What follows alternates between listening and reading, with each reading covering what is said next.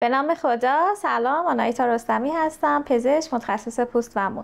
امروز تصمیم گرفتم در مورد مراقبت روتین پوستی با شما عزیزان صحبت بکنیم. با توجه به اینکه تنوع محصولات مراقبت پوستی روز به روز در حال افزایش هست، برای خیلی از شما ممکنه خیلی گیج کننده باشه که کدوم یک از این محصولات رو برای مراقبت پوستی خودتون انتخاب کنید. اول از همه ببینیم که روتین پوستی چی هست. روتین پوستی یک سری از اقدامات و محصولات موضعی هست که شما از صبح که از خواب بیدار میشید برای پوستتون میتونید استفاده بکنید که اول از همه سلامت پوستتون رو حفظ بکنید و گذشته از اون کمک کنید اگر بیماری یا مشکلی پوستتون داره درمان بشه و دیرتر پیر بشه. مراقبت های پوستی شامل یه سری مراحل هست که خیلی هم سخت نیست. اولین و مهمترین در واقع اقدام پوستی که شما از صبح که از خواب بیدار میشید باهاش مواجهید، شستشوی درست پوستتون هست. و اولین مرحله اینه که شما شوینده پوستی خودتون رو به درستی انتخاب بکنید. به طور کلی محصولات شوینده پوستی شامل 3 گروه هستن. مواردی که به صورت ژل هستن، شوینده‌هایی که به صورت فوم هستن یعنی قوام کف مانند دارن و نهایتاً صابون. اینکه شما کدوم یک از اینا رو برای صورت خودتون انتخاب بکنید حتما مستلزم اینه که اول از همه بدونید نوع پوستتون چیه. خیلی با این روش ساده میتونید تشخیص بدین که نوع پوستتون چیه. وقتی که صبح از خواب بیدار میشید، اگر قسمت‌های تیزون صورتتون چرب باشه، اصطلاحاً پوست شما مختلط است و بقیه قسمت‌های صورتتون هیچ مشکلی نداشته باشه و دچار چربی نباشه. اگر فراتر از اون قسمت تیزون چرب باشه و وقتی که صبح از خواب بیدار میشید اصطلاحاً این حس رو داشته باشید که پوستتون خیلی سنگینه یا انگار روغن روش مونده و حالت براق داره، پوست شما جزو گروه پوست‌های چرب هست.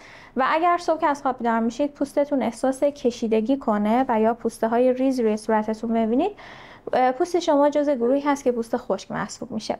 یه سری موارد دیگه هم هست که ممکنه این تقسیم بندی رو در واقع تغییر بده. مثلا اگر پوست شما احساس کشیدگی میکنید ولی پوست ریزی هم دارید ولی جوش میزنید، بهتر پوست خودتون رو جزء گروه پوست چرب در نظر بگیرید. یا اگر حالت پوست پرتقالی داره صورتتون، حتی اگر احساس چربی هم روی پوستتون نکنید، باید محصولات پوستتون رو متناسب با پوست چرب انتخاب بکنید. و به طور کلی من بهتون توصیه میکنم حداقل یک بار برای تعیین نوع پوستتون و اینکه پوست شما چه مشکلاتی داره، به چه مراقبت‌هایی نیاز داره، به یک متخصص مراجعه بکنید. استپ بعدی و قدم دوم در روتین پوستی استفاده کردن از مرطوب کننده است. مرطوب کننده فقط مختص پوست خشک نیست. حتی پوست‌های چرب هم بعد از شستشو نیاز به مرطوب کننده دارن، اما این مرطوب کننده ها باید با پایه آب باشه و فاقد چربی. کسانی که پوست چرب و مختلط دارن بهتر مرطوب کننده فاقد چربی انتخاب بکنن و کسایی که پوست خشک دارن بهتر مرطوب کننده مخصوص پوست‌های نرمال تا در واقع خشک رو انتخاب کنن. من خیلی مرطوب کننده مخصوص پوست خشک رو برای صورت پیشنهاد نمی‌کنم چون معمولاً باعث ایجاد آکنه میشه. مرحله بعدی روتین پوستی بعد از زدن مرطوب کننده ضد آفتاب هست که میتونیم بگیم مهمترین استپ در واقع روتین پوستی هست که همه افراد از کودکان بالای 1 سال گرفته خانم و آقایون همه باید از ضد آفتاب استفاده بکنن. بهترین ضد آفتابی که شما میتونید انتخاب بکنید ضد آفتاب‌های فلوئید بیرنگ هست که درصد بالای 50 دارن. برندش هم واقعا اهمیت خاصی نداره. تمام ضد آفتاب‌هایی که دارای تاییدیه وزارت بهداشت هستن از قبل آزمایش میشن و درصدی که در واقع روشون درج شده نشون دهنده این است که این ضد آفتاب بالای 95% مراقبت پوستی داره. مقدار ضد آفتاب خیلی مهمه. بهتره حتما مساحت 2 انگشت کامل ضد آفتاب بزنید. اگر گردنتون رو هم میزنید باید یک مساحت 1 انگشت دیگه اضافه بکنید.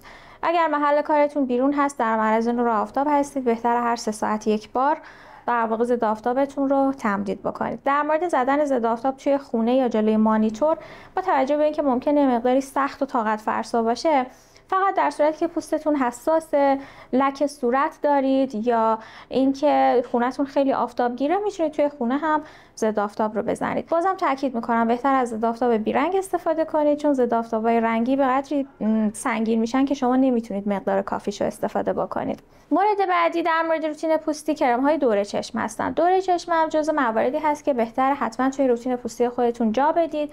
کرم‌های دور چشم دارای ترکیبات مختلفی هستن. معمولا شامل مرطوب کننده، یک ترکیب ضد چروک و گاهن ترکیبات روشن کننده هستن. باید این نکته رو توجه کنید کرم‌های دور چشم حتی در بهترین بهترین حالت هم بیشتر اثر پیشگیری کننده دارن. پس اگر میخواید خطوط ریزی که دور چشمتون هست کاملا برطرف بشه، حتما بوتاکس رو مد نظر قرار بدید. بعضی وقتا ممکنه حساسیت زایی ایجاد کنه، بنابراین بهتر اول کرم دور چشم رو امتحان بکنید، ولی اگر دیدید که صبح روز بعدش دچار سوزش یا اشک‌ریزش میشید، این نشون میده که شما به اون کرم دور چشم حساسیت دارید و باید کرم دور چشم دیگه از یه برند دیگر استفاده بکنید. مورد بعدی در روتین پوستی استفاده از سرم ها هست. ما تعداد بیشماری سرم های پوستی داریم که اینا ترکیبات مختلف دارن.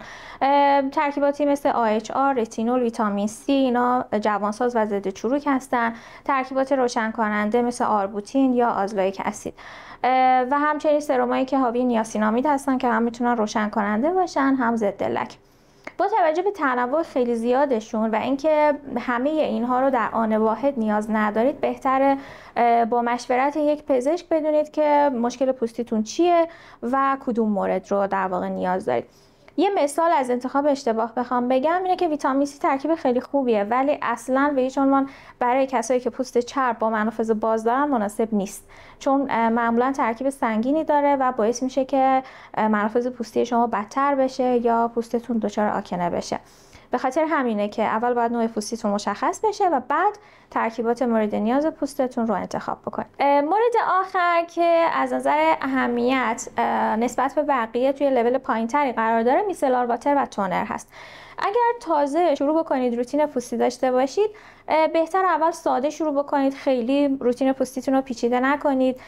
میسلار واتر و تونر زمانی مورد نیاز هست که خیلی آرایش سنگین دارید، میخواید آرایشتون رو تمام و کمال از روی پوست پاک کنید، میتونید بعد از شستشو برای پاک کردن آرایش از میسلار واتر استفاده کنید و برای تمیز کردن پوستتون و پاک کردن چربی های باقی مانده روی صورتتون از تونر استفاده بکنید. خیلی ممنون از همراهیتون. سوالات خودتون رو در مورد روتین پوستی میتونید کامنت کنید، سوالات رو جواب میدیم. برای در واقع اطلاع رسانی توی پست‌های بعدی خیلی به ما کمک میکنه. ممنون میشم کانال ما رو سابسکرایب کنید تا از ویدیوهای بعدی مطلع بشید.